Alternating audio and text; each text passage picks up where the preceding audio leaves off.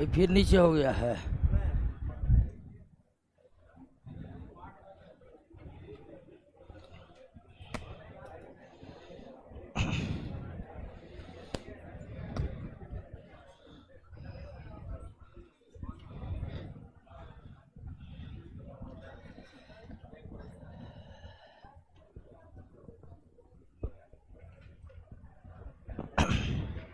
कहाँ तक हुआ था?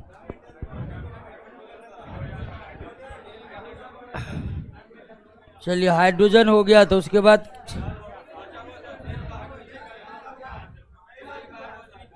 हाइड्रोजन, एक मिनट,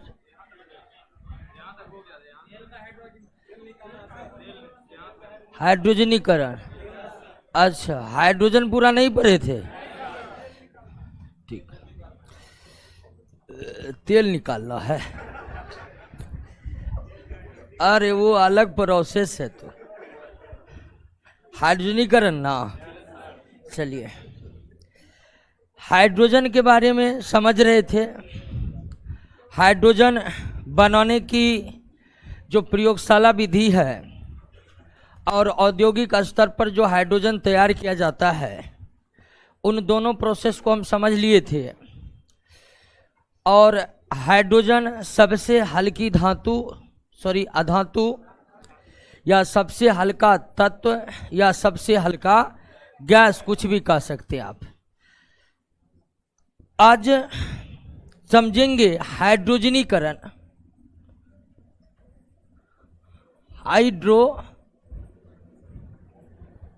हाइड्रोजनीकरण हाइड्रोजनीकरण क्या है? तो जो वनस्पति तेल होते हैं, ठीक है, वनस्पति तेल का मतलब समझ रहे ना? हाँ, पौधों से प्राप्त तेल, ठीक है। जैसे कि मूंगफली का तेल हो गया, ठीक है, जैसे कि सोयाबीन का तेल हो गया, ठीक है, सोयाबीन का तेल हो गया, ठीक है, जैसे नारियल का तेल हो गया, वगैरह वगैरह। यानी कि पौधों से प्राप्त तेल को ही हम क्या कहते हैं? वनस्पति तेल कहते हैं। पौधों से प्राप्त तेल को क्या कहते हैं? वनस्पति तेल। और इन तेलों की खासियत ये होती है, कि इसमें असंतृप्त वसा होते हैं। क्या होते हैं? असंतृप्त वसा होते हैं। जो वनस्पति से तेल प्राप्त होते हैं या वनस्पतियों से या पेड़ पौधों से प्राप्त वसा की जो प्रकृति होती है, वो क्या होती है? असंतृप्त होती है। किसी भी वनस्पति या पेड़ पौधे से प्राप्त तेल या फिर वसा में वसा जो होते हैं वो किस प्रकार के होते हैं? असंतृप्त वसा होते हैं, अनसैचुरेटेड फैट होते हैं। और अनसैचुरेटेड फैट की खासियत ये होती है कि अनसैचुरेटेड फैट यानी कि असंतृप्त वसा स्वास्थ्य के लिए लाभदायक, हानिकारक नहीं होते। स्वास्थ्य के लिए हानिकारक नहीं होते।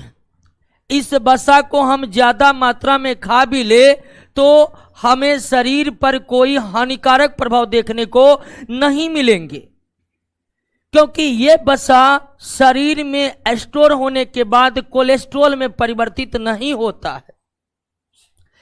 तो ये सब जो वनस्पति तेल है, इस वनस्पति तेल को 473 केल्विन गर्म कर दे। 473 केल्विन यानी कि हो गया लगभग 200 डिग्री सेल्सियस। 200 डिग्री सेल्सियस होगा, 273 घटाएंगे 2 सुनाएगा। तो वनस्पति तेल को 473 केल्विन गर्म करके या 200 डिग्री सेल्सियस गर्म करके इसमें हाइड्रोजन गैस प्रवाहित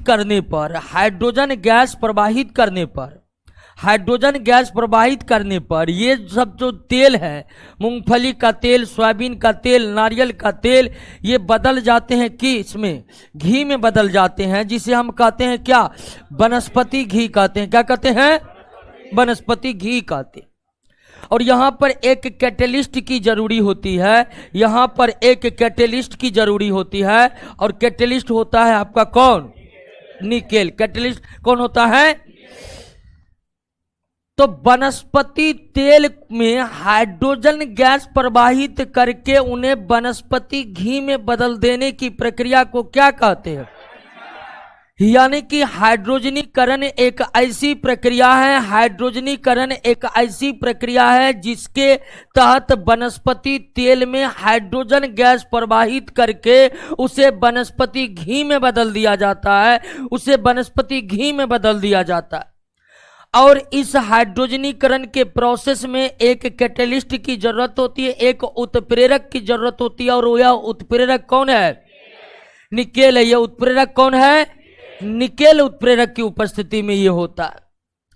अब इस प्रक्रिया में एक और परिवर्तन हुआ है कि तेल में जो असंतृप्त वसा थी वो घी के रूप में जैसे ही कन्वर्ट होता है तो इस घी में अब कौन वसा है? संतृप्त वसा है। वनस्पति घी जो तैयार हुआ है हाइड्रोजनीकरण के बाद, इस वनस्पति घी में कौन सा वसा उपस्थित है?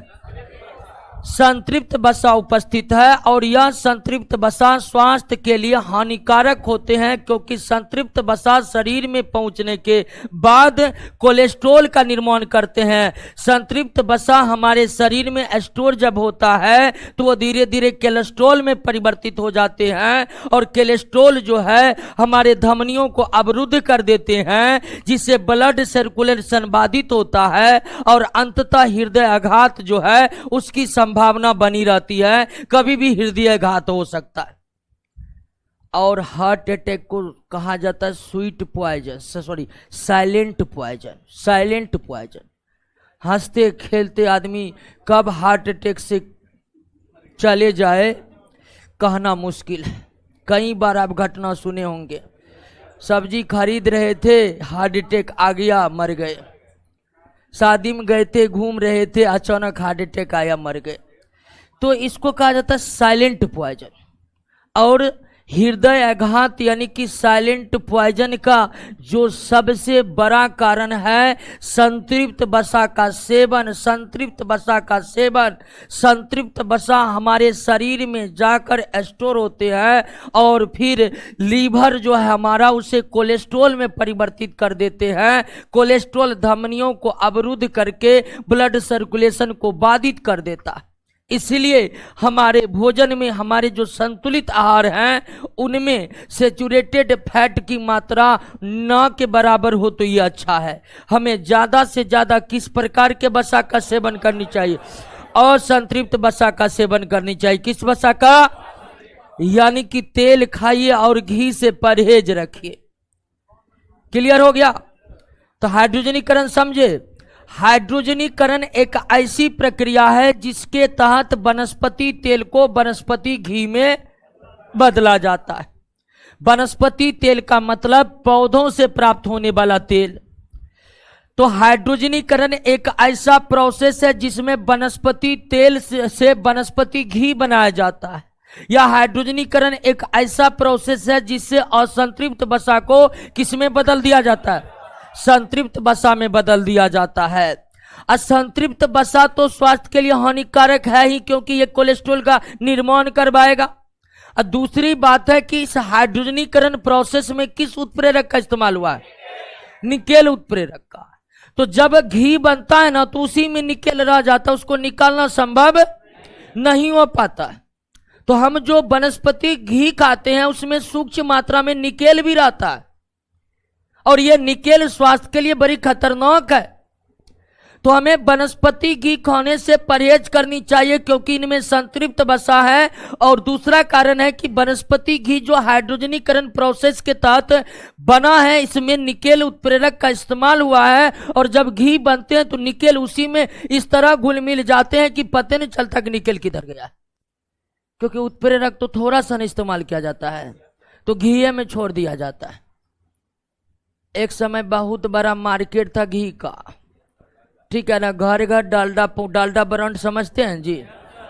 डालडा ब्रांड एक समय वनस्पति घी बेच करके एकदम बहुत बड़ा कंपनी हो गया था। धीरे धीरे जब लोग जागरूक हुआ तो पता चला कि ये तो संतृप्त वसा हम लोग खा रहे हैं। इसीलिए आप कोई भी प्रोडक्ट खरीदते हैं तो उसमें देख लीजिए कि सैचुरेटेड फैट है या अनसैचुरेटेड फैट है। अगर अनसैचुरेटेड फैट है तो कोई दिक्कत नहीं है, लेकिन सैचुरेटेड फैट यानी संतृप्त वसा है तो फिर ऐसे खाने से क्या करनी चाहिए? परहेज करनी चाहिए। कहिए पूरा समझे कि ना हाइड्रोजनीकरण। चलिए, कह रहा कि कौ घी खाने से भी होता है क्या? बिल्कुल। जंतु से प्राप्त वसा में कैसा? संतृप्त वसा। पौधे के तेल में कैसा? तो जंतु स्रोत से जो भी वसा प्राप्त हो रहा है, चाहे गाय का घी हो या भैंस का घी हो कि किसी और चीज का घी हो, अगर वो जंतु से प्राप्त हो रहा है तो फिर उसमें संतृप्त वसा है। जंतुओं से प्राप्त वसा किस प्रकार की होती है? संतृप्त वसा। पौधों से प्राप्त वसा किस प्रकार की होती है? अब पौधों से जो असंतृप्त वसा होती है उसको आप हाइड्रोजनीकरण के द्वारा क्या बना सकते हैं? क्लियर। अब जानते हैं कि जब इतना खतरा फिर भी लोग खाता है खतरे उठाकर। समझे कि नहीं समझे? लोग खाते हैं। जानते हैं खाने का सबसे बड़ा कारण क्या है? स्वाद। स्वाद, ठीक है। संतृप्त वसा का स्वाद ही इतना लाजवाब होता है कि आदमी अपने आप को रोक, लेकिन आप लोग को रोकना है। आप लोग समझ गए ना? चलिए, कोई दिक्कत नहीं। हाइड्रोजन करा कि हम लोगों को कौन सा घी खाना चाहिए? घी नहीं खाना चाहिए। नौकरी के बाद खाइए घी। क्या अभी घी खाने का क्या दिक्कत है? नौकरी करिए, उसके बाद गाय पालिए, अपना फार्म हाउस खोलिए और अपने से घी बनाकर खुद खाइए। क्या? हाँ, स्थिति यह है। तो हाइड्रोजनीकरण में कोई दिक्कत नहीं ना। आइए अगले टॉपिक को हम समझते हैं। घी में बहुत मिलावट हो रहा है, इसलिए हम कहते घी हुई मत खाइए, ठीक है। घर पर गाय भैंस है तो घी खाइए, नहीं तो नहीं खाइए। अगला प्रोसेस है हाइड्रोजन का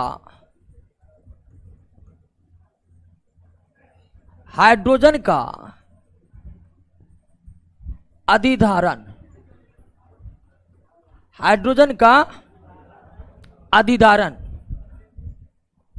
ऑक्लूजन ऑफ हाइड्रोजन। हाइड्रोजन का अधिधारण क्या होता है यह हमको समझना है। देखिए, कुछ धातु है, खासकर प्लेटिनम, ठीक है ना, प्लेटिनम, और एक और धातु है पैलेडियम। दोनों धातु है। प्लेटिनम, पैलेडियम जैसे धातु में यह क्षमता है कि वे बहुत अधिक मात्रा हाइड्रोजन को अवशोषित करके अपने अंदर स्टोर कर सकता है। प्लेटिनम और पैलेडियम जैसे धातु में यह क्षमता है कि वे बहुत अधिक मात्रा में हाइड्रोजन को एब्जॉर्ब करके अपने में अवशोषित, एब्जॉर्ब करके अपने में धारित कर सकता है।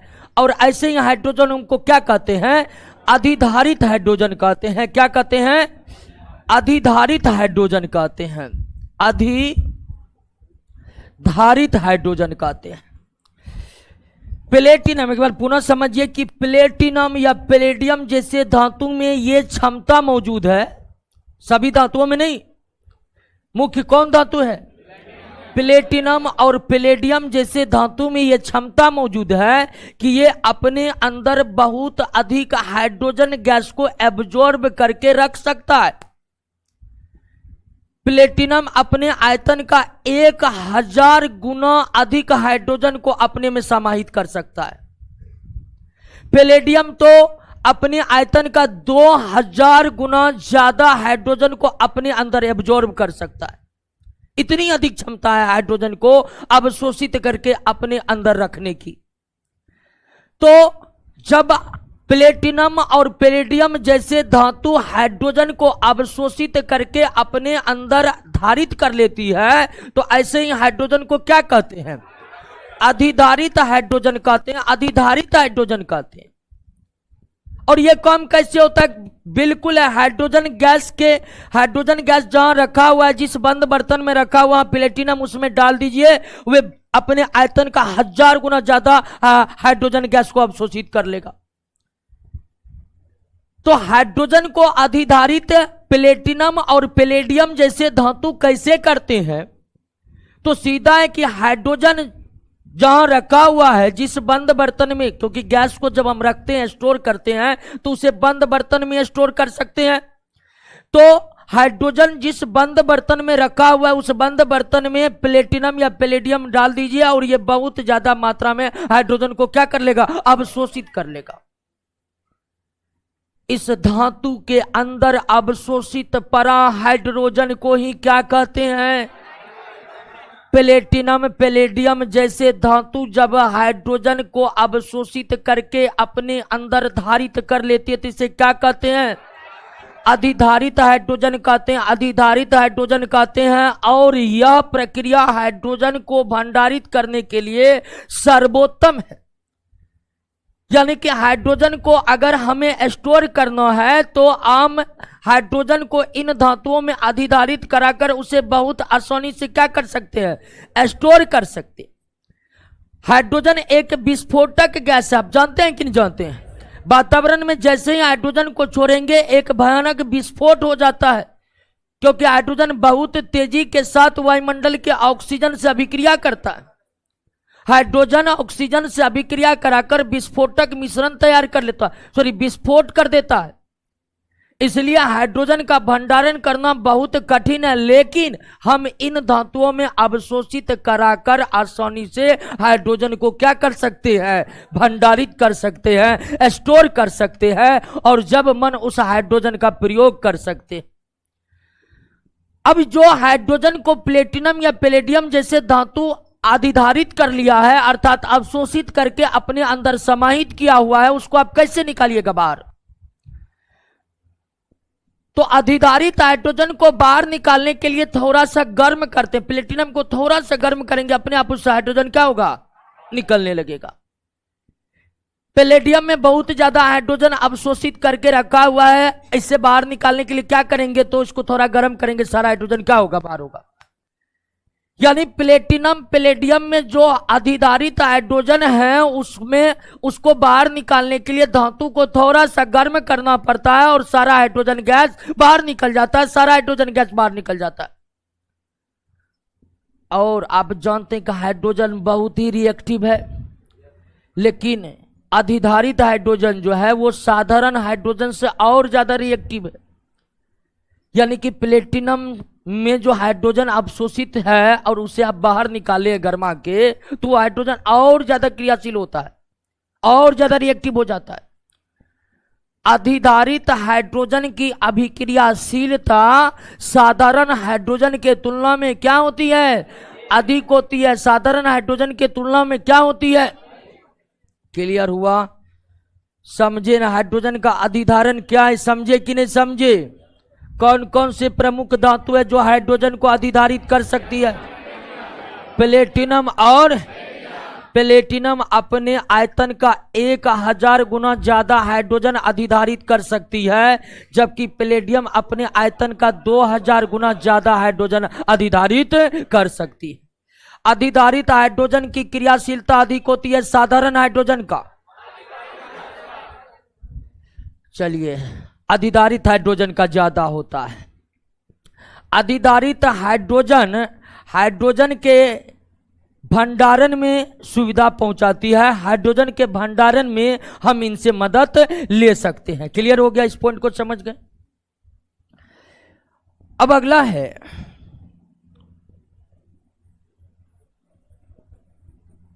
हाइड्रोजन भविष्य का ईंधन।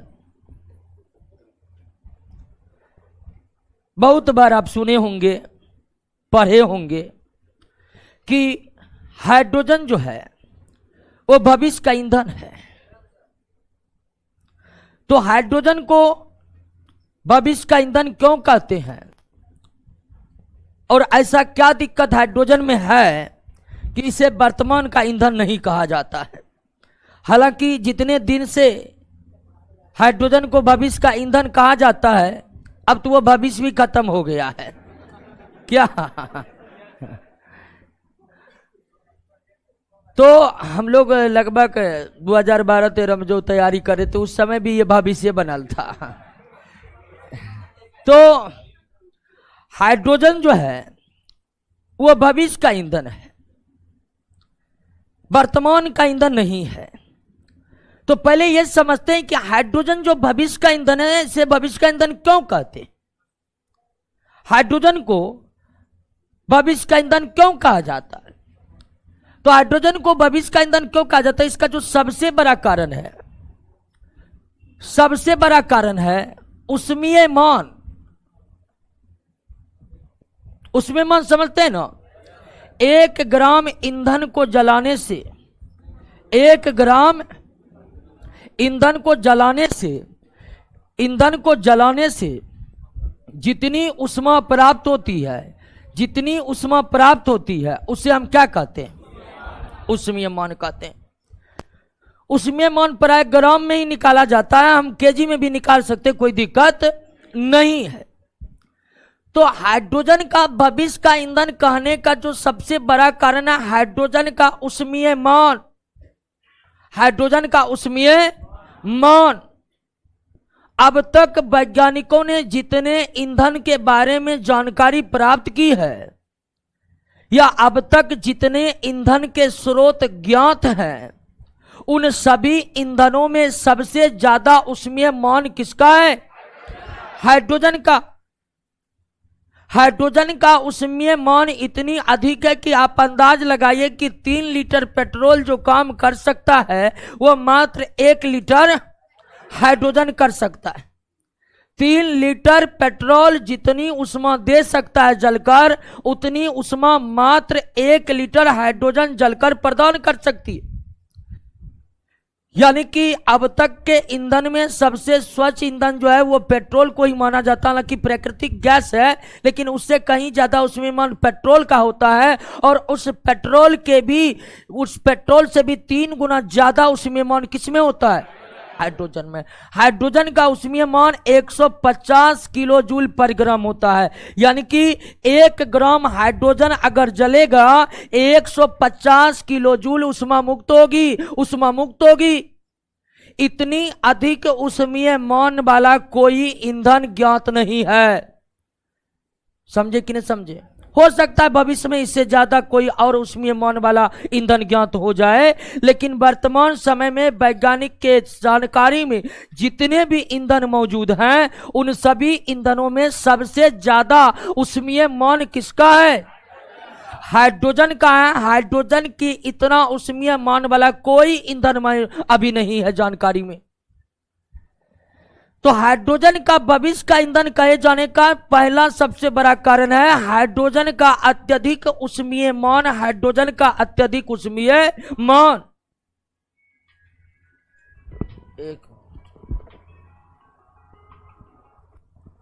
हेलो,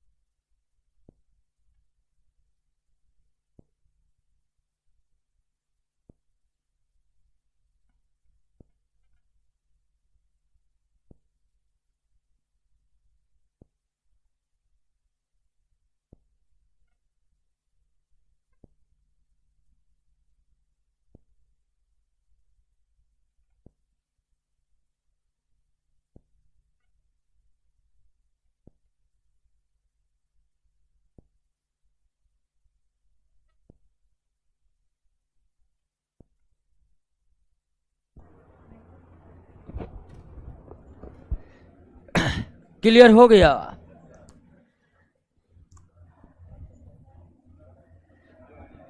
दूसरा हाइड्रोजन को भविष्य का ईंधन क्यों कहते, पहला कारण समझ गए। दूसरा कारण बहुत अच्छा कारण है। अब जानते हैं कोई भी ईंधन जलता है तो carbon monoxide, carbon dioxide, nitrogen dioxide जैसे कई हानिकारक गैस धुओं के माध्यम से बाहर निकलते। वर्तमान में जो कोयला का इस्तेमाल होता है, पेट्रोल का इस्तेमाल होता है, प्राकृतिक गैस का इस्तेमाल होता है, उनके जलने से वातावरण में अत्यधिक प्रदूषित गैस का प्रवेश लगातार होते रहता है। लेकिन हाइड्रोजन की खासियत यह है दोस्तों कि हाइड्रोजन जब भी जलेगा, जलकर पर्याप्त मात्रा में ऊष्मा बनाएगा, लेकिन उसके साथ वह क्या बनाएगा? जल बनाएगा। एकमात्र पदार्थ हाइड्रोजन है जिसको जलाने से क्या बनता है? जल बनता है। यह भी पूछा हुआ क्वेश्चन है कि किसको जलाने पर जल बनेगा, तो हाइड्रोजन को जब आप जलाइएगा तो क्या बनेगा? जल बनेगा। यानी कि प्रदूषण की संभावना हाइड्रोजन से शून्य, बिल्कुल शून्य। जल तो कोई प्रदूषित करेगा नहीं करेगा। तो भविष्य में समझिए कि हाइड्रोजन का जब इस्तेमाल होगा तो एकदम गाड़ी के साइलेंसर से क्या निकलेगा? पानी निकलेगा। आज जहां से आप धुआं निकलते देख रहे वहां से पानी निकलेगा, पानी। ये तो और अच्छा ही होगा, मानसून का इंतजार उतना रहेगा नहीं क्या? तो हाइड्रोजन का सबसे बड़ा खासियत यह है कि यह जलकर पर्याप्त मात्रा में ऊष्मा तो प्रदान करती है, और अतिरिक्त जो बनता है वो क्या है दोस्तों? जल है। अतिरिक्त जो बनता है वो क्या है? जल है। बैलेंस करिएगा तो यहां आ जाएगा 2-2। क्लियर हो गया? तो हाइड्रोजन भविष्य का ईंधन है। क्यों? तो हाइड्रोजन का ऊष्मीय मान सभी ज्ञात ईंधनों में सबसे ज्यादा है। हाइड्रोजन जो है भविष्य का ईंधन इसलिए है कि हाइड्रोजन गैस के जलने से किसी भी प्रकार के प्रदूषण होने की संभावना नहीं है। किसी भी प्रकार के प्रदूषण होने की संभावना नहीं। तीसरा बड़ा कारण है कि हाइड्रोजन की उपलब्धता वर्तमान समय में सबसे ज्यादा हाइड्रोजन जो प्राप्त किया जाता है वो जल का विद्युत अपघटन करके जल का विद्युत अपघटन बताए हुए है ना कि जब जल का विद्युत अपघटन करेंगे हाइड्रोजन बनेगा, ऑक्सीजन बनेगा। हाइड्रोजन चला जाएगा कहां पर? कैथोड पर। और ऑक्सीजन चला जाएगा कहां पर? एनोड पर। ऑक्सीजन चला जाएगा एनोड पर। तो वर्तमान समय में हाइड्रोजन की प्राप्ति सबसे ज्यादा जल का विद्युत अपघटन करके किया जाता है। यानी जल का इलेक्ट्रोलाइसिस करके, जल का विद्युत अपघटन करके हम हाइड्रोजन गैस को प्राप्त करते हैं। और इस पृथ्वी पर जल की कोई कमी नहीं है। 70% पृथ्वी पानी से भरा हुआ है। 70% पृथ्वी के भागों पर पानी ही पानी है। निकालिए पानी, बनाइए हाइड्रोजन। अब हम पानी का जिक्र कर रहे हैं। पीने वाले पानी की तो बिल्कुल कमी है, भारी मात्रा में कमी है, ठीक है ना। तो पीने वाले पानी का हम बात नहीं कर रहे हैं, हम जल की बात कर रहे हैं। कोई भी जल हो, चाहे वो पीने लायक हो या पीने लायक नहीं हो, वो जल H2O ही होगा। और उस जल का इलेक्ट्रोलाइसिस करेंगे, हाइड्रोजन की प्राप्ति होगी। तो हाइड्रोजन जो हम प्राप्त करते हैं वे जल का विद्युत अपघटन के द्वारा करते हैं। और इस तरह से अगर भविष्य में हाइड्रोजन का इस्तेमाल व्यापक तरीके से होने लगेगा तो इसको बनाने में भी कोई दिक्कत नहीं है। जल का पर्याप्त भंडार पृथ्वी पर मौजूद है। इलेक्ट्रोलाइसिस करते रहिए, हाइड्रोजन निकलते रहिए। तो हाइड्रोजन का जो भविष्य का ईंधन कहा जाता है, हाइड्रोजन को भविष्य का ईंधन जो कहा जाता है, भविष्य का ईंधन कहे जाने का 3 कारण है। 3 कारण। सबसे अधिक ऊष्मीय मान किसका है? हाइड्रोजन का है। हाइड्रोजन जलने पर किसी भी प्रकार का प्रदूषण होने की संभावना, हाइड्रोजन की प्राप्ति में कोई दिक्कत नहीं। हाइड्रोजन की प्राप्ति जल से होगी। अगर हाइड्रोजन की प्राप्ति जल से होगी तो यह किस प्रकार के ऊर्जा संसाधन होगा? नवीकरणीय ऊर्जा संसाधन होगा, नवीकरणीय ऊर्जा संसाधन होगा। तो हाइड्रोजन एक नवीकरणीय ऊर्जा संसाधन होगा, लेकिन तब जब हम हाइड्रोजन को किस तरह प्राप्त करें? हाइड्रोजन को प्राप्त करने की और भी कई विधि हम बताए थे। हाइड्रोजन प्राप्त बनाने की कई औद्योगिक विधि बताए थे कि नहीं बताए थे? कि लाल तप्त लोहे पर जलवाष्प प्रवाहित करके हाइड्रोजन गैस बनाया जाता है। लाल तप्त कोक पर प्रवाहित करके बनाया जाता है। तो हाइड्रोजन बनाने की कई विधि है, लेकिन इन विधियों को छोड़कर अन्य विधि से जब हाइड्रोजन गैस तैयार होगा तब वह स्थिति में वो नवीकरणीय ऊर्जा संसाधन नहीं होगा। जैसे लाल तप्त लोहे के ऊपर जलवाष्प प्रवाहित करके जब हाइड्रोजन गैस बनाएगा, तो इस तरह से जो हाइड्रोजन गैस प्राप्त होगा वो नवीकरणीय नहीं होगा। हाइड्रोजन नवीकरणीय ऊर्जा संसाधन तब माने जाएंगे जब हाइड्रोजन को बनाया जाए किसके द्वारा? जल के विद्युत अपघटन के द्वारा। किसके द्वारा? जल के विद्युत अपघटन के द्वारा। क्लियर हो गया? लेकिन हाइड्रोजन को भविष्य का ईंधन नहीं कहते, सॉरी, हाइड्रोजन को वर्तमान का ईंधन नहीं कहते।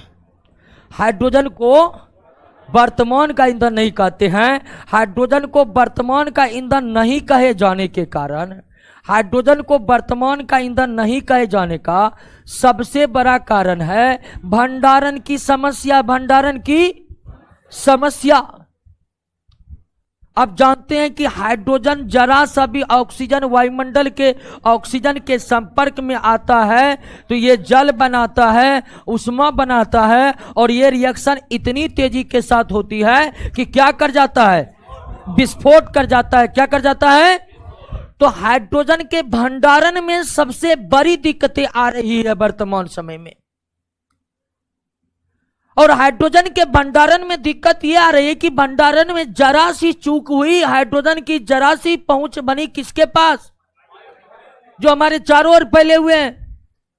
इस वायु से जरा सा मुलाकात होगा हाइड्रोजन को, उसके बाद तो आप उसको कितना भी मजबूत बर्तन में बंद करके रखे हैं, विस्फोट होकर रहेगा। विस्फोट क्यों होकर रहेगा? कि एक हाइड्रोजन अति ज्वलनशील है।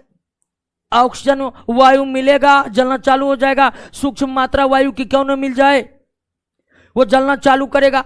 और जैसे ही जलेगा, सबसे ज्यादा ऊष्मीय मन है तो पर्याप्त मात्रा में वो क्या निकाल देती है?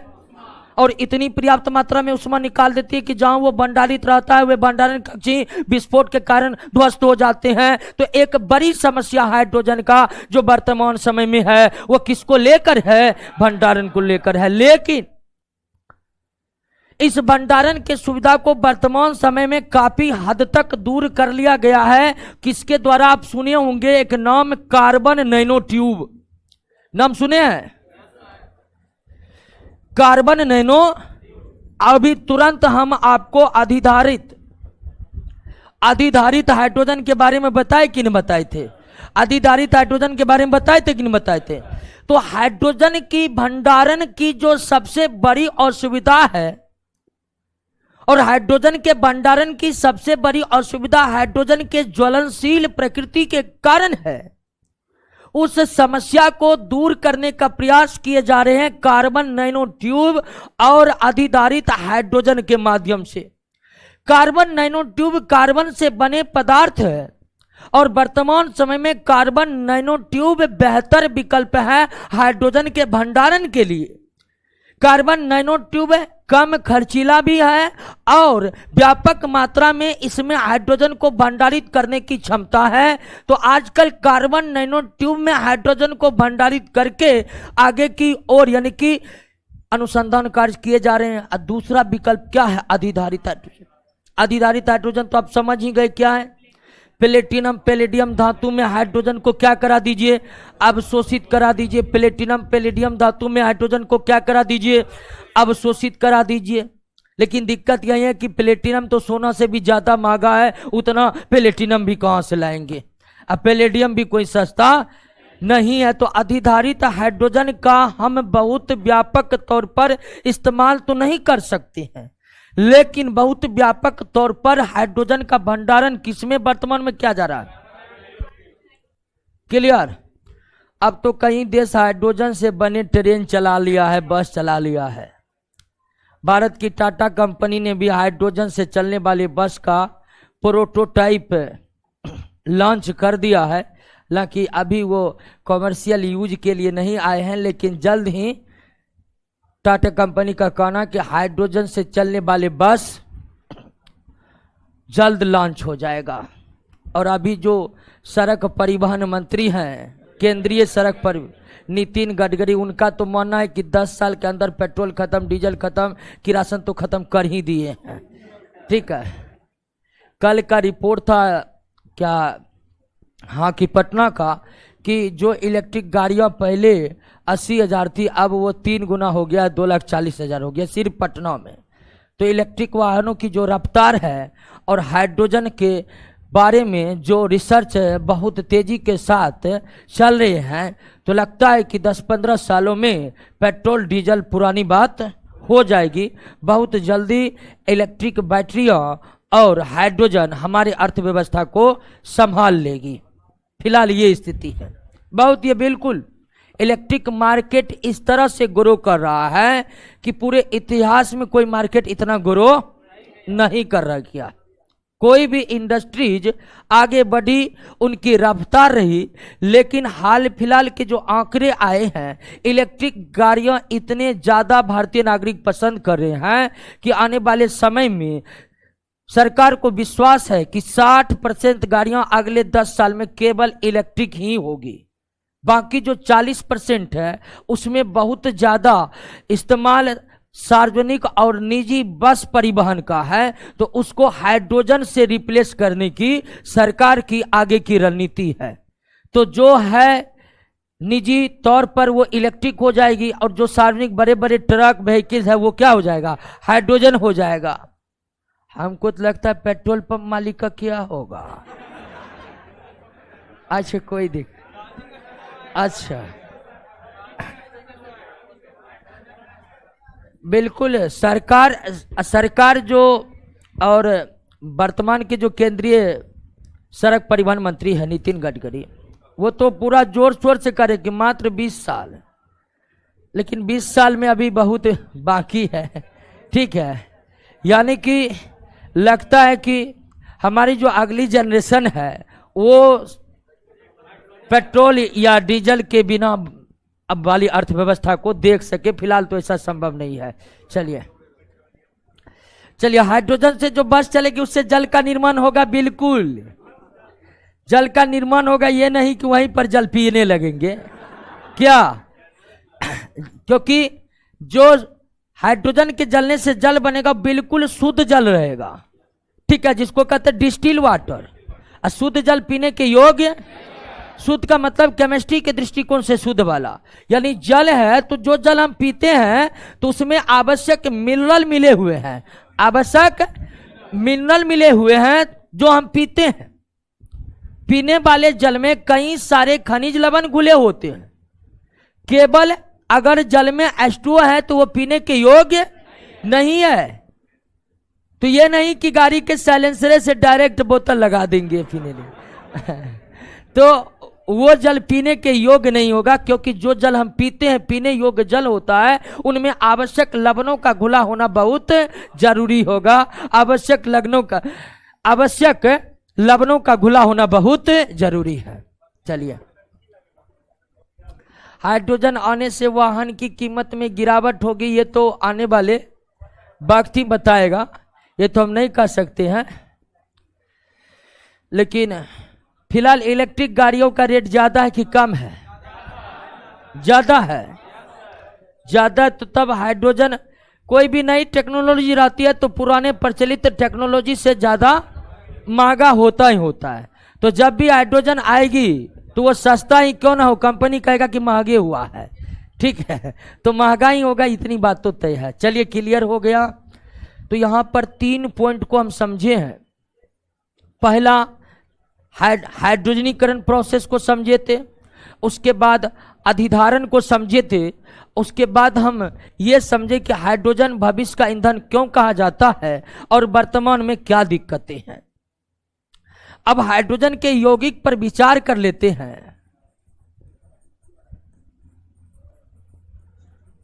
और हाइड्रोजन के यौगिक पर जब हम विचार करेंगे तो जो सबसे प्रमुख यौगिक है हाइड्रोजन का वो क्या है?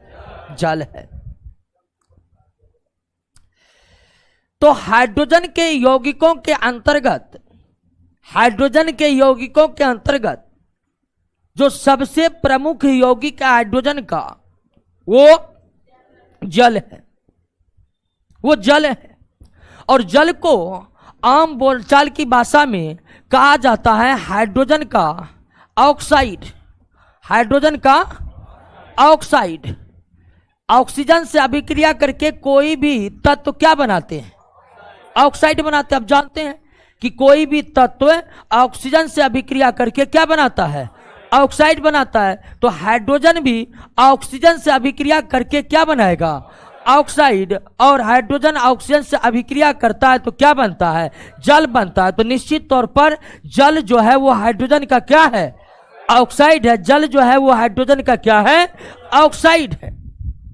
और जल की यानी कि हाइड्रोजन का जो सबसे महत्वपूर्ण यौगिक जल है, इस जल की क्या महत्ता है हमारे जीवन में, हमारे पर्यावरण में और हमारी पृथ्वी के ऊपर पट्टी में इसकी क्या योगदान है, ये बात आप जानते होंगे।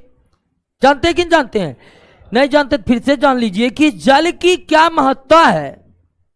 अब बायोलॉजी पढ़ चुके हैं और जल की यही महत्ता है कि पृथ्वी पर कोई भी सजीव हो, चाहे वो जंतु हो या फिर या पौधा हो, जंतु या पौधा, इनका शरीर के निर्माण में 60% केवल क्या रहता है? जल रहता है। मानव के भी शरीर का 60 से 66% हिस्सा किससे बना हुआ है? जल से बना हुआ है। और पौधों के शरीर के बनाने में जल की तो भूमिका और भी ज्यादा है जंतु के तुलना में। तो जल ये सभी सजीवों के शरीर का आधार है।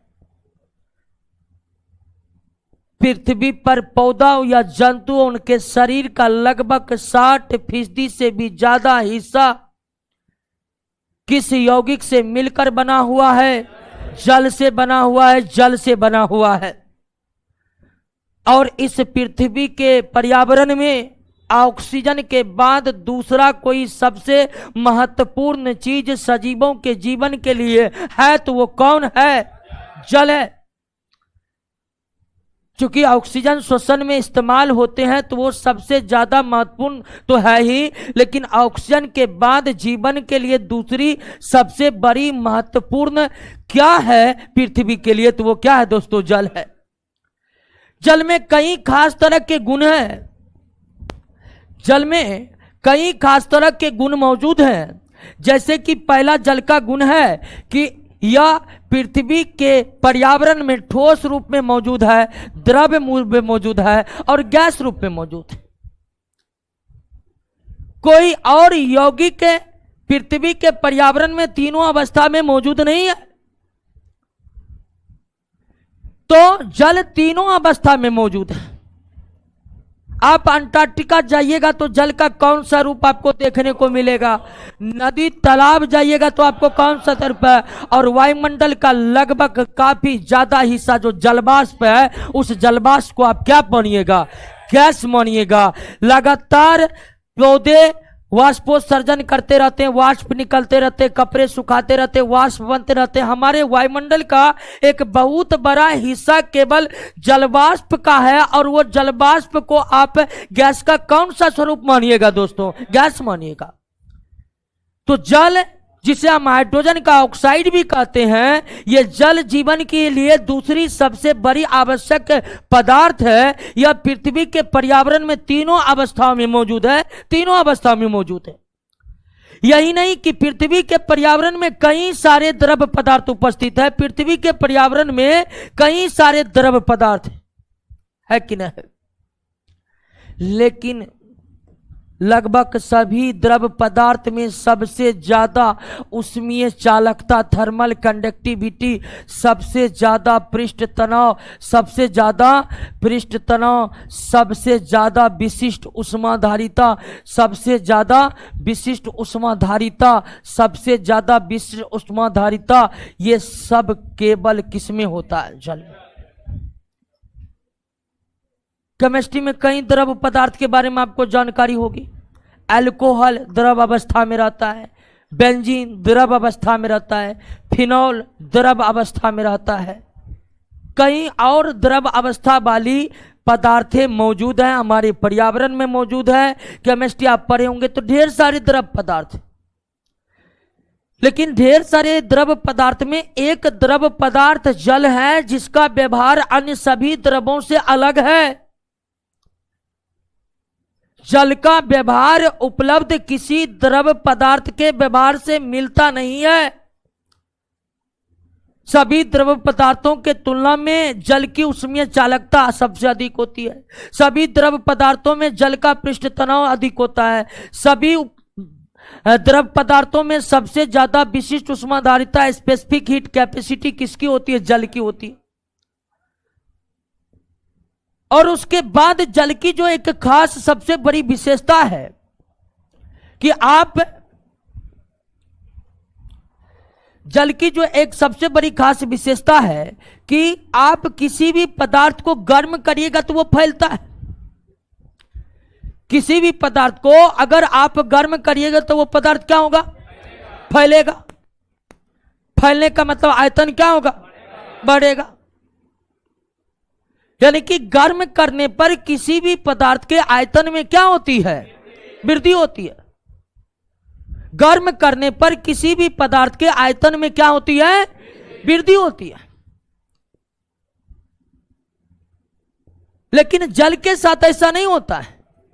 जल को आप गर्म करिएगा तो 0 डिग्री सेल्सियस से लेकर के 4 डिग्री सेल्सियस तक, 0 से 4 डिग्री सेल्सियस तक ये फैलता नहीं है, बल्कि इसका आयतन घटता है, बल्कि इसका आयतन घटता है। और 4 डिग्री से जब आप ऊपर गर्म करते हैं, 4 डिग्री से जब आप ऊपर गर्म करते हैं तब इसका आयतन क्या होता है? बढ़ता है। तब इसका आयतन क्या होता है? यानी कि गर्म करने पर जल का व्यवहार अन्य सभी पदार्थों के व्यवहार से अलग है। अपवादों को छोड़कर लगभग सभी पदार्थ को गर्म करने पर फैलते हैं, उसका आयतन बढ़ता है। लेकिन जल को जब 0 डिग्री से गर्म करना शुरू करते हैं तब इसका आयतन बढ़ने के बजाय क्या होता है? और आयतन में यह कमी कहां तक होती है? यानी कि 4 डिग्री सेल्सियस पर जल का आयतन जो है, 4 डिग्री सेल्सियस पर जल का आयतन घटते घटते क्या हो जाता है? न्यूनतम हो जाता है। घटते घटते क्या हो जाता है? न्यूनतम हो जाता है। फिर 4 डिग्री से जब ऊपर गर्म करते हैं, 4 डिग्री से जब ऊपर गर्म करते हैं तब उसका आयतन में क्या होने लगती है? वृद्धि होने लगती है। क्या होने लगती है? वृद्धि होने। क्लियर हो गया? अब आयतन समझ गए ऐसा क्यों होता है उसका भी हम जिक्र करेंगे। लेकिन अगर हम यहां पर आयतन का जिक्र किए हैं तो घनत्व बराबर क्या होता है? द्रव्यमान बटे आयतन। घनत्व बराबर क्या होता है? द्रव्यमान बटे आयतन। और द्रव्यमान संरक्षण नियम के कारण, द्रव्यमान संरक्षण नियम के तहत द्रव्यमान जो है क्या रहेगा? अपरिवर्तित रहेगा। अवस्था बदलते समय आयतन परिवर्तित हो जाए, घनत्व परिवर्तित हो जाए, लेकिन द्रव्यमान संरक्षण नियम के अनुसार द्रव्यमान में कोई परिवर्तन संभव नहीं है। तो अगर हम जल को 0 डिग्री से 4 डिग्री सेल्सियस तक गर्म किए, अगर हम जल को 0 डिग्री से 4 डिग्री सेल्सियस तक गर्म किए तो आयतन घटता है 4 डिग्री सेल्सियस तक। और 4 डिग्री पर आयतन क्या हो जाता है? अगर 4 डिग्री सेल्सियस पर आयतन न्यूनतम हो जाता है तो घनत्व यहां पर क्या हो जाएगा? घनत्व और आयतन, पदार्थ के घनत्व और आयतन के बीच कैसा संबंध है? व्युत्क्रमानुपाती संबंध है कि नहीं है? तो यह बात याद रखना है कि 4 डिग्री सेल्सियस पर 4 डिग्री सेल्सियस पर 4 डिग्री सेल्सियस पर जल का आयतन न्यूनतम होता है, लेकिन जल का जो घनत्व है, जल का जो घनत्व है वो क्या होता है? अधिकतम होता है। जल का घनत्व जो होता है वो क्या होता है? अधिकतम होता है। जल का घनत्व जो होता है वो क्या होता है? अधिकतम होता है। क्लियर हो गया? यहां से काफी सवाल पूछे जाते हैं। कि जल को अगर 0 डिग्री से 10 डिग्री तक गर्म करेंगे तो आयतन पहले घटता है फिर, और घनत्व तो पहले बढ़ता है फिर घटता है। अगर क्वेश्चन पूछ दिया जाए कि क्या होगा जब जल को 0 से 10 डिग्री सेल्सियस गर्म किया जाए या 0 से 50 डिग्री गर्म किया जाए, यानी कि कॉमन टेम्परेचर क्या होनी चाहिए 4 डिग्री, तो आयतन पर क्या प्रभाव पड़ेगा? तो पहले घटेगा फिर बढ़ेगा। घनत्व तो पहले बढ़ेगा फिर घटेगा। क्लियर हो गया? बात समझ गए? कोई दिक्कत नहीं ना? कभी कभी उल्टा पूछ देता है।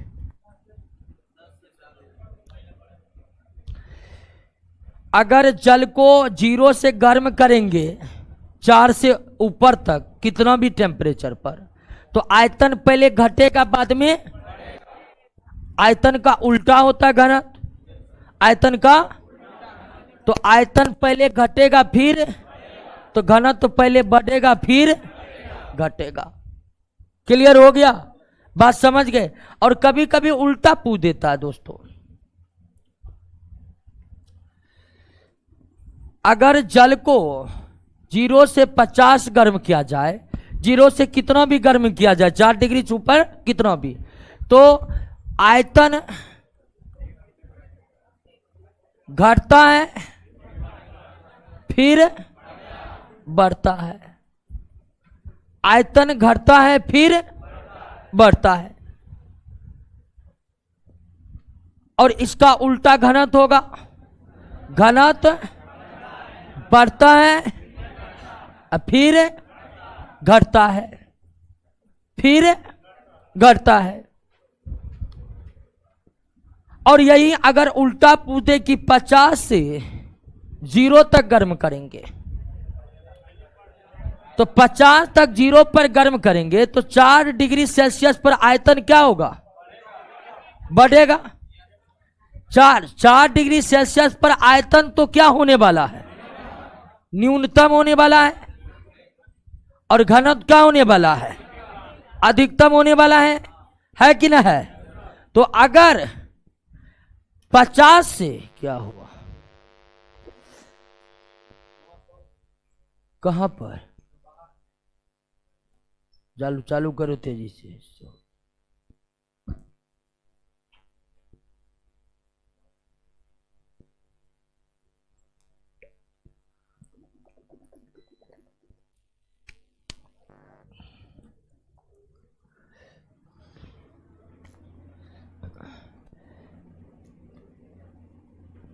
कल्लेस हो रहा है, इसको देखे न है।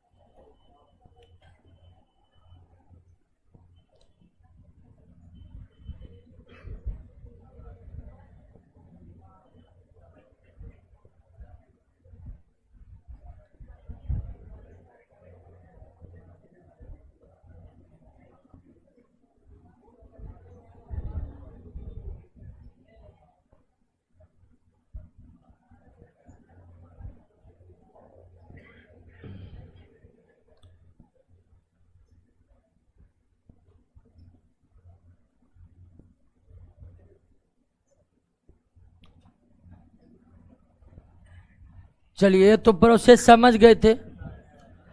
और अगर उल्टा अगर जल को 50 से 0 तक ठंडा करेंगे तो ये तो आपको मालूम है कि 4 पर आयतन क्या होने वाला है? न्यूनतम।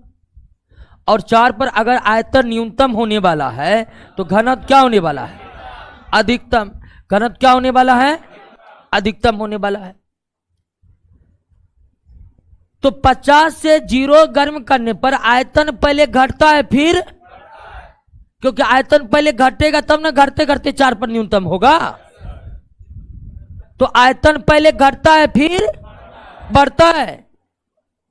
आयतन 4 डिग्री तक क्या होगा, यानी कि आयतन 4 डिग्री सेल्सियस तक घटेगा, उसके बाद बढ़ेगा।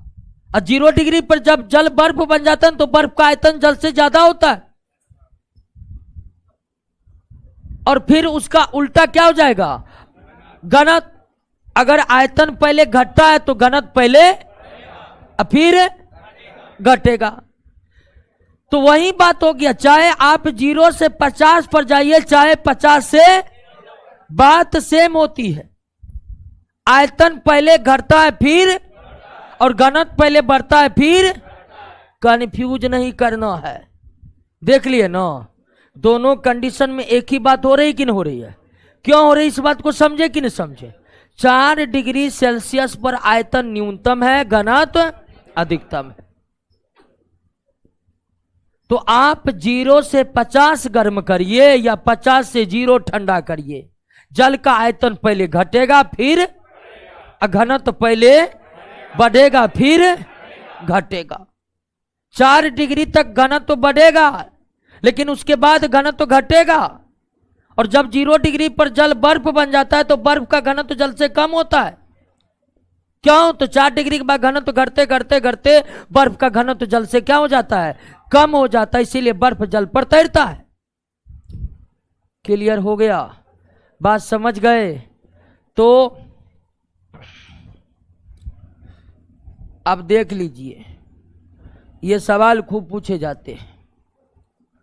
अगर जल को, क्या होगा जब जल को 0 से 40 डिग्री, ठीक है, गर्म किया जाएगा, या क्या होगा जब जल को 40 डिग्री से 0 डिग्री ठंडा। दोनों स्थितियों में उत्तर एक है, आयतन घटेगा फिर बढ़ेगा, और दूसरा घनत्व बढ़ेगा फिर घटेगा। एक ही उत्तर। तो इसको याद कर लीजिए। आयतन पूछेगा, कुछ नहीं, घटेगा बढ़ेगा, घनत्व बढ़ेगा घटेगा, लेकिन कॉमन होनी चाहिए 4 डिग्री। 4 डिग्री कॉमन नहीं है तब फिर यह दिक्कत है, तब ऐसा नहीं होगा। इन दोनों टेम्परेचर में 4 डिग्री सेल्सियस बीच में आता है कि ना आता है। तो कुछ भी टेम्परेचर का रेंज दे दे, लेकिन उसके मध्य में अगर 4 डिग्री सेल्सियस है तो निश्चित ही आंसर यही होगा, आयतन पहले घटेगा फिर बढ़ेगा, घनत्व बढ़ेगा फिर। क्लियर हुआ, बात समझ गए।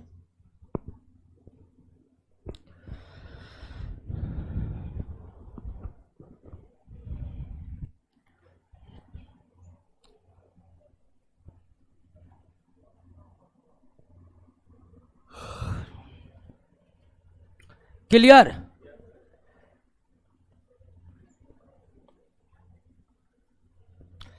ठंडा जल का डेंसिटी कम होता है, बिल्कुल ठंडा जल का डेंसिटी क्या होगा, कम होगा।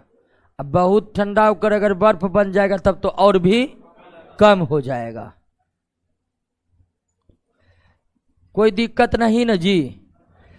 अब आइए दोस्तों कि अगर ऑक्सीजन को देखिए तो आवर्त सारणी के वर्ग 16 में ऑक्सीजन है, सल्फर है, सेलेनियम है, टेल्यूरियम है, ये सब धातु है, सॉरी अधातु मान सकते हैं। तो आवर्त सारणी के वर्ग 16 में ऑक्सीजन की हम चर्चा कर रहे हैं थोड़ा सा। यहां पर ऑक्सीजन जो है वो आवर्त सारणी के वर्ग 16 में है, और आवर्त सारणी के वर्ग 16 में ऑक्सीजन के अलावे सल्फर है, सेलेनियम है, टेल्यूरियम है, इत्यादि सब है।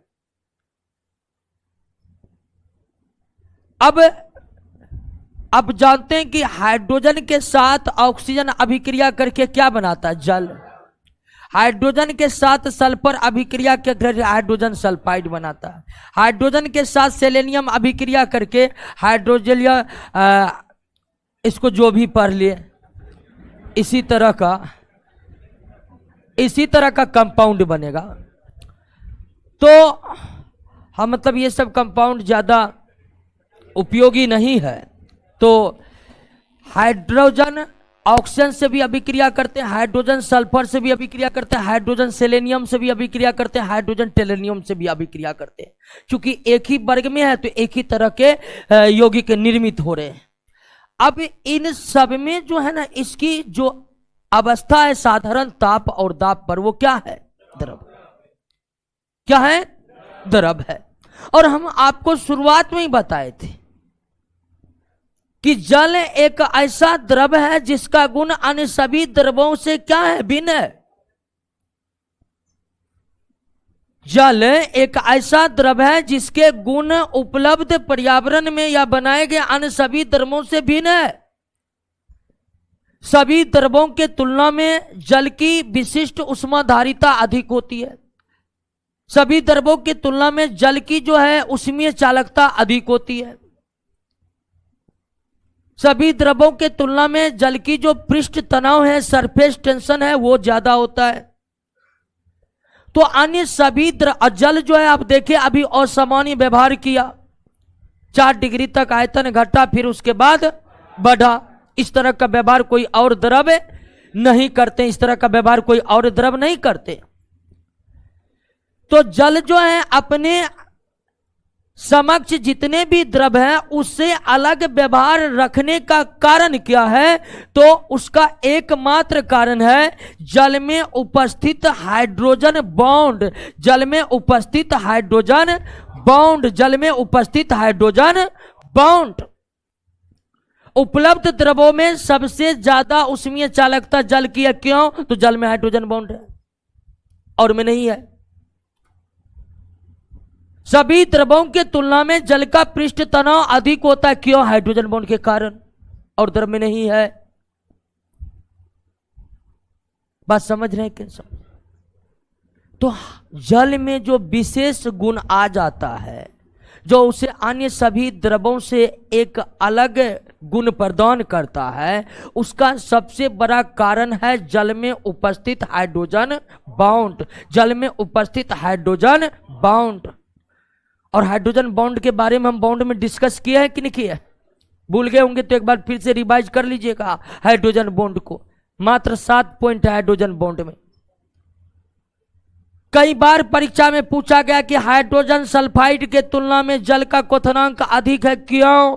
हाइड्रोजन सल्फाइड में हाइड्रोजन बॉन्ड नहीं है, जल में हाइड्रोजन बॉन्ड है। इसी हाइड्रोजन बॉन्ड के कारण ही जल को यूनिवर्सल सोलवेंट भी कहा जाता है, सार्वत्रिक विलायक भी कहा जाता है। क्लियर हो गया? बात समझ गए? तो जल के बारे में इतना ही याद रखना है।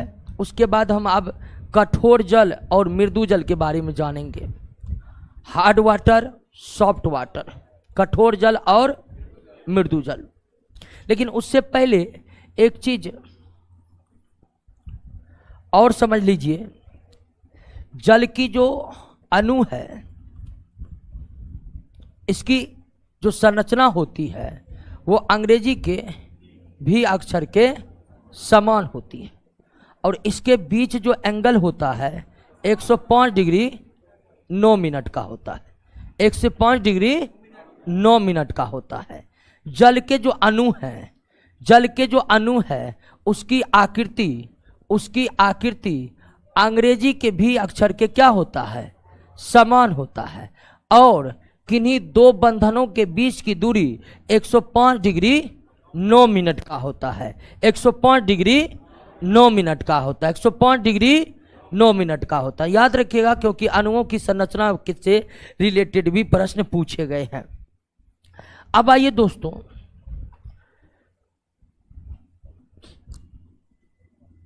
कठोर जल और मृदु जल। कठोर जल मृदु जल कहते हैं सॉफ्ट वाटर, सॉफ्ट वाटर। और ये क्या हो गया आपका? Hard water. कठोर जल और मृदु जल क्या है? कठोर जल और मृदु जल में क्या अंतर है? कठोर जल और मृदु जल क्या है? तो ऐसे जल जो साबुन के साथ झाग देते हैं उसे क्या कहते हैं? मृदु जल कहते हैं। ऐसे जल जो साबुन के साथ झाग देते हैं उसे मृदु जल कहते हैं, और ऐसे जल जो साबुन के साथ झाग नहीं दे उसे क्या कहते हैं? कठोर जल कहते हैं। तो कठोर जल और मृदु जल की जो परिभाषा है वो साबुन के झाग के आधार पर है। जो जल साबुन के साथ ठीक तरह से झाग प्रदान कर रहा है समझिए वो मृदु जल है, और जो जल साबुन के साथ झाग प्रदान नहीं कर रहा है वो क्या है? कठोर जल है। अब ध्यान दीजिए कि कठोर जल साबुन के साथ झाग नहीं देता है, तो क्यों नहीं देता है? तो कठोर जल और मृदु जल में अंतर क्या है कि कठोर जल में कैल्शियम तथा मैग्नीशियम के लवण घुले होते हैं, लवण घुले होते हैं। कठोर जल जो होते हैं उनमें कठोरता इस कारण से होती है कि उनमें कैल्शियम तथा मैग्नीशियम के लवण घुले होते हैं, कैल्शियम तथा मैग्नीशियम के लवण घुले होते हैं। जबकि मृदु जल साबुन के साथ झाग देते हैं और मृदु जल में कैल्शियम और मैग्नीशियम के लवण घुले नहीं होते हैं, कैल्शियम तथा मैग्नीशियम के लवण घुले नहीं होते। क्लियर हो गया? कोई दिक्कत नहीं। अब आप तो जान गए कि जल कठोर इसलिए होते हैं या जल साबुन के साथ झाग इसलिए नहीं देते हैं क्योंकि उनमें कैल्शियम और मैग्नीशियम के लवण घुले होते हैं, कैल्शियम और मैग्नीशियम के लवण घुले होते हैं। और कैल्शियम और मैग्नीशियम के लवण भिन्न भिन्न प्रकार घुले होने के कारण कैल्शियम और मैग्नीशियम के लवण भिन्न भिन्न प्रकार के होते हैं, और उस आधार पर अगर जल के कठोरता की बात करिएगा, हार्डनेस की बात करिएगा, तो हार्डनेस भी जल की दो प्रकार की होती है। एक अस्थाई कठोरता, टेम्पररी हार्डनेस, अस्थाई कठोरता टेम्पोररी हार्डनेस, और एक अस्थाई कठोरता यानी कि परमानेंट हार्डनेस, अस्थाई कठोरता यानी कि परमानेंट हार्डनेस। तो कैल्शियम और मैग्नीशियम के लवण, कैल्शियम और मैग्नीशियम के लवण जो घुले होते हैं जल में, और उस कारण जल में जो कठोरता आती है वो कठोरता भी कितने प्रकार के? दो प्रकार के होती है। वो कठोरता भी कितने प्रकार के? दो प्रकार के होती है, अस्थाई कठोरता और अस्थाई कठोरता, अस्थाई कठोरता और अस्थाई कठोरता। अब इन दोनों में अंतर क्या है दोस्तों? तो जल की ऐसी कठोरता जो जल को उबालने पर दूर हो जाए उसे क्या कहते हैं? अस्थाई कठोरता। अस्थाई कठोरता एक ऐसी कठोरता है जो जल के उबालने से क्या हो जाती है? दूर हो जाती है। जो जल के उबालने से क्या हो जाती है? दूर हो जाती है। और अस्थाई कठोरता एक ऐसी कठोरता, अस्थाई कठोरता एक ऐसी कठोरता है, अस्थाई कठोरता एक ऐसी कठोरता है जो जल को उबालने से दूर नहीं होती है, जो जल को उबालने से दूर नहीं होती है। क्लियर हो गया? अब आइए, दोनों कठोरता का अलग अलग कारण है। अस्थाई कठोरता, अस्थाई कठोरता क्या हुआ समझे कि ना? ऐसी कठोरता जो उबालने से दूर ना हो उसे क्या कहते हैं? ऐसी कठोरता जो उबालने से दूर हो जाए उसे क्या कहते हैं? अब अस्थाई और अस्थाई कठोरता जो है,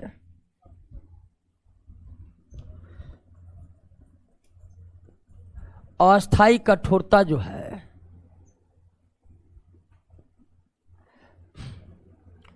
अस्थाई कठोरता जो है वो कैल्शियम और मैग्नीशियम के बाइकार्बोनेट, कैल्शियम बाइकार्बोनेट तथा मैग्नीशियम बाइकार्बोनेट, मैग्नीशियम बाइकार्बोनेट।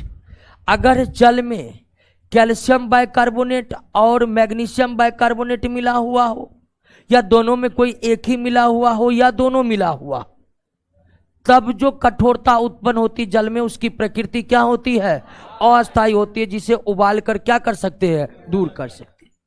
तो जल की अस्थायी कठोरता जल में कैल्शियम बाइकार्बोनेट और मैग्नीशियम बाइकार्बोनेट के घुले होने के कारण होती है, और इस कठोरता को उबालकर दूर किया जा सकता है। इस कठोरता को उबालकर दूर कर सकते हैं, उबालकर दूर कर सकते हैं। और दूसरी विधि है क्लार्क विधि। दूसरी विधि क्या है? क्लार्क विधि। दूसरी विधि क्या है? क्लार्क विधि। क्लार्क विधि में विस्तार में नहीं जाना है, याद रखना है क्लार्क विधि के द्वारा जल की किस प्रकार की कठोरता दूर होती है? अस्थायी कठोरता। और अगर अस्थायी कठोरता की बात करें, अस्थायी कठोरता की बात करें, तो अस्थायी कठोरता का कारण कैल्शियम क्लोराइड, मैग्नीशियम क्लोराइड या कैल्शियम सल्फेट और मैग्नीशियम सल्फेट है। ठीक है ना? यानी कि आप कह सकते हैं कि कैल्शियम और मैग्नीशियम के क्लोराइड और सल्फेट घुले होने के कारण, कैल्शियम मैग्नीशियम के क्लोराइड और सल्फेट घुले होने के कारण जल में जो कठोरता आती है वो कैसी होती है? वो अस्थायी कठोरता होती है, जिसे उबालकर दूर नहीं किया जा सकता, जिसे उबालकर दूर नहीं किया जा सकता। अब अस्थायी कठोरता उबाल कर दूर नहीं किया जा सकता है, तो इस कठोरता को कैसे दूर किया जा सकता है? इस कठोरता को दूर करने की पहली विधि कौन विधि है? सोडा विधि। दूसरी विधि है परमुटिट विधि। परमुटिट विधि। तीसरी विधि है आयन विनिमय विधि। आयन विनिमय विधि। चौथी विधि है कैल्गोन विधि। कैल्गोन विधि। तो अस्थायी कठोरता जो उबालने से दूर नहीं होती है, उस अस्थायी कठोरता को दूर करने के लिए 4 विधियां प्रचलित है: सोडा विधि, परमुटिट विधि, आयन विनिमय विधि, कैल्गोन विधि। और इन विधियों में परमुटिट विधि आप देख रहे हैं ना, परमुटिट विधि में सोडियम जियोलाइट का इस्तेमाल किया जाता है जल की कठोरता को दूर करने के लिए। तो जो परमुटिट विधि है, जो परमुटिट विधि है, ये विधि एक ऐसी विधि है जिससे जल की अस्थायी के साथ साथ अस्थायी कठोरता भी दूर कर सकते हैं। परमुटिट विधि जल की अस्थायी कठोरता की दूर करने की विधि है, लेकिन ये एक ऐसी विधि है जिससे अस्थायी कठोरता को भी दूर किया जा सकता है। यानी कि परमुटिट विधि का इस्तेमाल करके, परमुटिट विधि का इस्तेमाल करके जल के अस्थायी कठोरता के साथ साथ अस्थायी कठोरता को भी दूर किया जा सकता है। अस्थायी कठोरता के साथ साथ अस्थायी कठोरता को दूर किया जा सकता है। लेकिन अन्य जो विधि देख रहे हैं, सोडा विधि देख रहे हैं, आयन विनिमय विधि देख रहे हैं, कैल्गोन विधि देख रहे हैं, ये विधियां वो विधि है जिससे केवल अस्थायी कठोरता दूर कर सकती है, दूर हो सकती है। क्लियर हो गया? बातों को समझ गए? तो कठोरता को तो सारा फैक्ट वाली बात है, इसको याद रखना है आपको। ठीक है ना? क्वेश्चन बनाइएगा कठोरता से रिलेटेड वाले, तो जितनी बात बताए हैं लगभग इन्हीं सब को घुमा फिरा कर प्रश्न पूछे जाते हैं। अब हम समझने वाले हैं हाइड्रोजन के समस्थानिक के।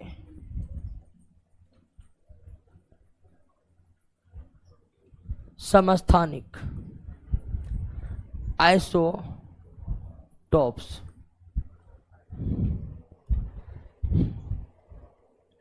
समस्थानिक आइसोटॉप्स, हाइड्रोजन के समस्थानिक। समस्थानिक तो आप समझ ही रहे हैं, परमाणु संख्या समान हो, द्रव्यमान संख्या भिन्न भिन्न हो। परमाणु संख्या समान हो और द्रव्यमान संख्या, एक ही तत्व के भिन्न भिन्न परमाणु, एक ही तत्व के भिन्न भिन्न परमाणु जिनका परमाणु संख्या समान हो लेकिन द्रव्यमान संख्या क्या हो, तो उसे हम क्या कहते हैं? और हाइड्रोजन के 3 समस्थानिक, एक हाइड्रोजन ड्यूटेरियम और ट्राइटियम। चूंकि सबका परमाणु संख्या क्या है, समान है, लेकिन सबका द्रव्यमान संख्या अलग है, अलग है, 3। तो हाइड्रोजन का 3 समस्थानिक है। एक हाइड्रोजन, हाइड्रोजन को या प्रोटियम भी कहते हैं, क्या कहते हैं, प्रोटियम भी कहते हैं, हाइड्रोजन कहिए प्रोटियम कहिए। दूसरा आपका क्या हो गया, ड्यूटेरियम,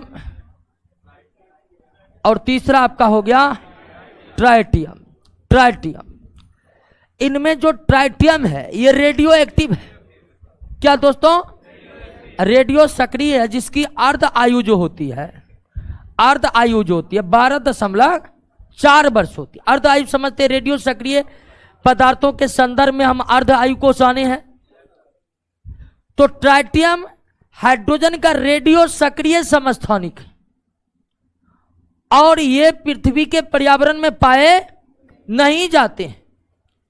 पृथ्वी के निर्माण होने के समय जो पृथ्वी के पर्यावरण में ट्राइटियम था, सभी का पूर्ण रूप से क्षरण हो गया, क्योंकि वे रेडियो सक्रिय थे। और वर्तमान समय में ट्राइटियम की उपलब्धता पृथ्वी के भूपर पट्टी या पृथ्वी के पर्यावरण में बिल्कुल भी नहीं है। पृथ्वी के भूपर पट्टी या पृथ्वी के पर्यावरण में बिल्कुल भी नहीं है। अब अगर ट्राइटियम को प्राप्त करना है तो एकमात्र विधि है कि प्रयोगशाला में नाभिकीय विखंडन के द्वारा, प्रयोगशाला में नाभिकीय विखंडन के द्वारा उसको तैयार किया जाए। और ट्राइटियम के बारे में एक बात और याद रखना है कि आप जानते हैं कि कोई भी रेडियो सक्रिय पदार्थ होते हैं वो अल्फा बीटा और गामा जैसे, अल्फा बीटा गामा जैसे पदार्थों का उत्सर्जन करता है, आप जानते हैं। लेकिन ट्राइटियम बीटा उत्सर्जक है। ये केवल किसका उत्सर्जन करते हैं, बीटा का। तो ट्राइटियम पर्यावरण में उपलब्ध नहीं है। अब इसको केवल प्रयोगशाला में नाभिकीय विखंडन के द्वारा तैयार किए जाते हैं, और नाभिकीय विखंडन के द्वारा जो तैयार किए जाते हैं ट्राइटियम, उस ट्राइटियम का भी अस्तित्व कुछ ही समय में क्या हो जाता है, समाप्त हो जाता है, क्योंकि वो रेडियो एक्टिव है, बीटा उत्सर्जक है। अंततः बीटा उत्सर्जित कर दिया। मान लीजिए एक ट्राइटियम है, अरे एक के बीटा उत्सर्जित कर दिया, बस ट्राइटियम की प्रकृति क्या हो जाएगी, बदल जाएगी। तो इसको जो ट्राइटियम को बनाते हैं लैब में, उसका भी अस्तित्व कुछ सेकंडों तक ही कायम रखता है, फिर वो तुरंत बीटा का उत्सर्जन करके अपने अस्तित्व को क्या कर लेता है, बदल लेता है। अब आइए हाइड्रोजन, पहला हाइड्रोजन, और अभी तक हम जो भी गुण, जो भी बातें हाइड्रोजन के बारे में पढ़े थे वो किस हाइड्रोजन के बारे में था, प्रोटियम के बारे में था। हाइड्रोजन का ये समस्थानिक जो है सबसे प्राप्त समस्थानिक है। हम व्यवहारिक रूप से हाइड्रोजन के बारे में जो पढ़ते हैं उस इसी हाइड्रोजन के बारे में पढ़ते हैं। और दूसरा है ड्यूटेरियम। ड्यूटेरियम जिसका परमाणु संख्या 1, द्रव्यमान संख्या 2। इस ड्यूटेरियम का इस्तेमाल D2O यानी क्या, भारी जल बनाने में किया जाता है। क्या बनाने में किया जाता है, भारी जल बनाने में किया जाता है। समस्थानिक को एक बार आप पढ़िए तो उसमें कोई दिक्कत नहीं होगा। पढ़िए समस्थानिक के बारे में जो फैक्ट आपके नोट में दिए गए हैं।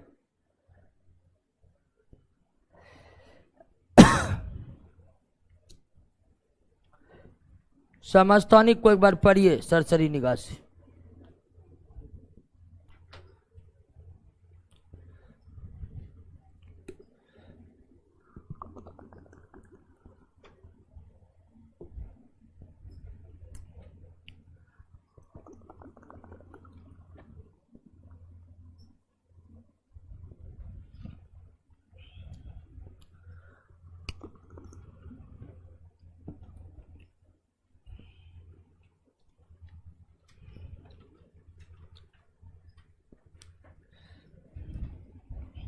क्लियर, क्योंकि हाइड्रोजन के बारे में बस इतना ही फैक्ट है। भारी जल के बारे में हम पढ़े ही थे कि मंदक के तौर पर उसका इस्तेमाल किया जाता है। तो हाइड्रोजन का जो सबसे महत्वपूर्ण यौगिक है वो जल ही है, और जल के संदर्भ में लगभग सारी बात आप समझ ही गए हैं। दूसरा जो प्रमुख यौगिक है वो क्या है, हाइड्रोजन पर ऑक्साइड। इसको क्या पढ़ते हैं, हाइड्रोजन पर ऑक्साइड। दूसरा प्रमुख यौगिक हाइड्रोजन पर ऑक्साइड है, इसको पर ऑक्साइड पढ़ते। और साधारण ताप और दाब पर भी यह किस अवस्था में है? हाइड्रोजन पर ऑक्साइड भी जल के तरह किस अवस्था में है? द्रव अवस्था में है, द्रव अवस्था में। यह भी आपका रंगहीन होता है, गंधहीन होता है और स्वादहीन होता है। तो हाइड्रोजन का दूसरा सबसे प्रमुख यौगिक हाइड्रोजन परऑक्साइड। साधारण ताप और दाब पर हाइड्रोजन परऑक्साइड द्रव अवस्था में रहते हैं और जल की तरह यह भी रंगहीन, गंधहीन नहीं,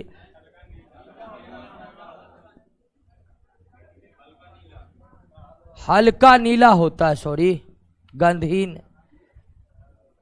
द्रव अवस्था में होता है और इसका रंग जो होता है ना वो नीला होता है। हल्का क्या होता है? तो रंग ही नहीं होते हैं, गंधहीन होते हैं, लेकिन हल्के नीले रंग के होते हैं। लेकिन यह त्वचा पर अगर गिर जाए तो फोफले उत्पन्न कर देते हैं।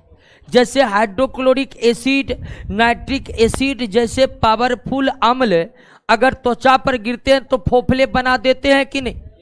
तो उसी तरह हाइड्रोजन परऑक्साइड जो है यह मानव जंतु त्वचा के लिए सेफ नहीं है। अगर हाइड्रोजन परऑक्साइड अगर त्वचा पर गिर जाए तो फोफले बन जाते हैं। और इस हाइड्रोजन परऑक्साइड की उपलब्धता हमारे वायुमंडल में है। हम हाइड्रोजन के संदर्भ में पढ़े थे कि हाइड्रोजन इतनी हल्की गैस है कि हमारे वायुमंडल में न के बराबर पाई जाती है, लेकिन उस हाइड्रोजन से कुछ ज्यादा हाइड्रोजन परऑक्साइड हमारे वायुमंडल में है। हमारे वायुमंडल में हाइड्रोजन परऑक्साइड कहां से आखिर आता है? तो हमारे वायुमंडल में काफी भारी मात्रा में पाए जाते क्या? और जलवाष्प पर जब सूर्य की पराबैंगनी किरण पड़ती है, यानी कि पराबैंगनी किरण को तो ओजोन परत रोक ही लेता है, लेकिन कुछ रिस कर जो पराबैंगनी का प्रवेश हो जाता है पृथ्वी के वायुमंडल पर, वह पराबैंगनी जब जलवाष्प यानी कि H2O पर पड़ती है तब जाकर वायुमंडल में निर्माण होता है किसका? हाइड्रोजन परऑक्साइड का निर्माण होता है। किसका? हाइड्रोजन परऑक्साइड का। यानी कि हाइड्रोजन परऑक्साइड जो है यह हमारे वायुमंडल में भी सूक्ष्म मात्रा में उपलब्ध है। और वायुमंडल में हाइड्रोजन परऑक्साइड जो सूक्ष्म मात्रा में उपलब्ध है यह आता कहां से है? तो जो कुछ मात्रा में पराबैंगनी किरण, सूर्य का अल्ट्रावायलेट रेज पराबैंगनी किरण वायुमंडल में प्रवेश करते हैं और वे वायुमंडल के जलवाष्प पर जब पड़ते हैं तो उसी जलवाष्प पर पराबैंगनी किरणों के पड़ने से निर्माण होता है किसका? हाइड्रोजन परऑक्साइड का।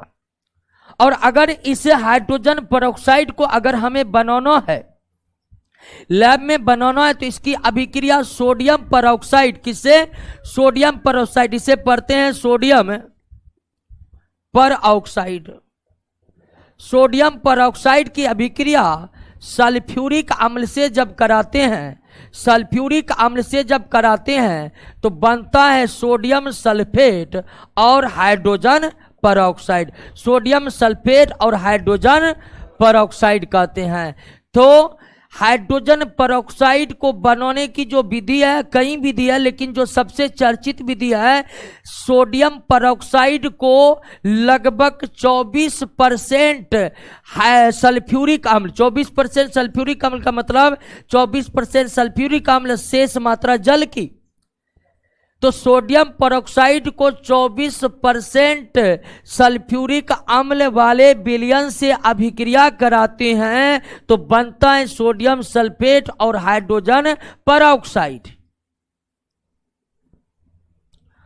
और इसका इस्तेमाल सोलवेंट के तौर पर किया जाता है, विलायक के तौर पर।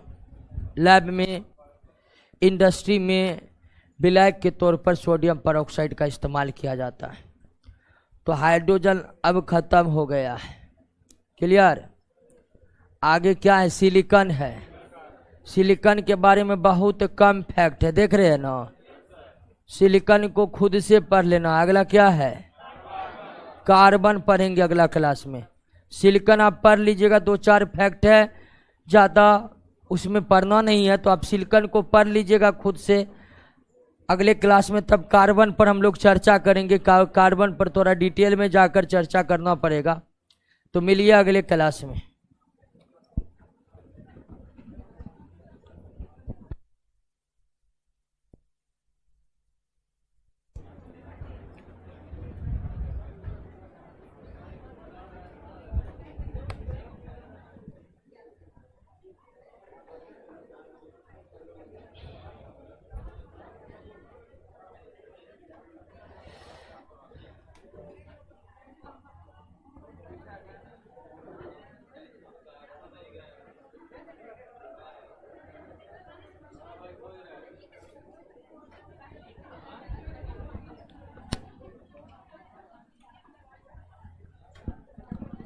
चलिए दोस्तों, मिलते हैं अगले क्लास में। आदर्श सिंह, हसन राजा, ऑलराउंडर सुमन,